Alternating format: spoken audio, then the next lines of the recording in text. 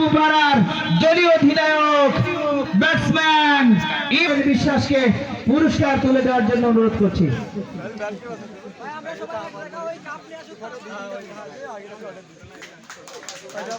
ইমনের জন্য একটা হাততালি।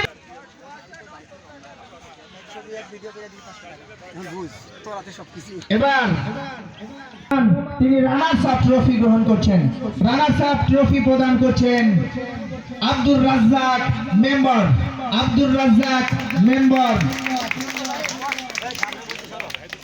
রানার্স আপ টিমের জন্য একটা হাততালি দেখতে চাই। রানার্স আপ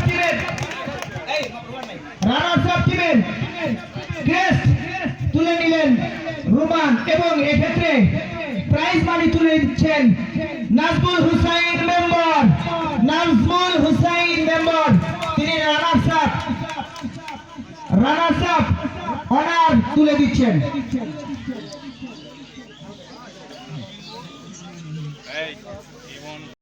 ক্রেস্ট গ্রহণ করার জন্য, তবে তার আগে তার সঙ্গে 2 মিনিট কথা বলার ছিল। ইমন ভাই, এই মাঠে সপ্তগ্রাম টি20 ক্রিকেট টুর্নামেন্ট খেলতে এসে আপনার অনুভূতিটা কেমন?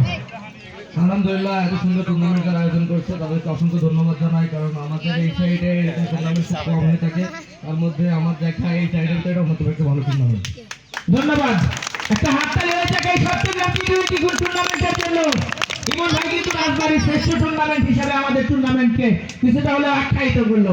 যাই হোক ইমন ভাই, আজকে যখন আবহাওয়াটা প্রথমে একটু বিন্দু বিন্দু মেঘাচ্ছন্ন দেখাচ্ছিল, ওই পরিবেশে টসে জিতে ফিল্ডিং করার সিদ্ধান্ত নিয়েছিলেন, সেই সিদ্ধান্তটা আপনার সফল হয়েছে কিনা আপনি কি মনে করেন?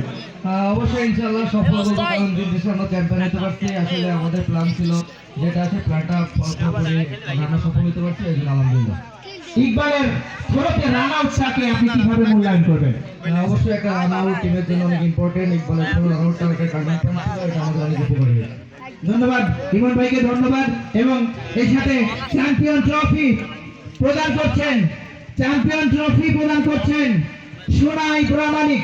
চ্যাম্পিয়ন ট্রফি প্রদান করছেন সোনাই প্রামাণিক। আমি বন্ধু সংগঠনের অধিনায়ক ইমনকে বলবো ট্রফি গ্রহণ করার জন্য, এবং সেই সাথে প্রাইজ মানি প্রদান করছেন চ্যাম্পিয়ন ট্রফি 25,000 টাকা। একটা জোরে হাততালি হোক এই টুর্নামেন্টের চ্যাম্পিয়নের জন্য।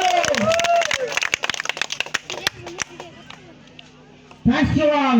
ধন্যবাদ সবাইকে এই সপ্তগ্রাম টি20 ক্রিকেট টুর্নামেন্ট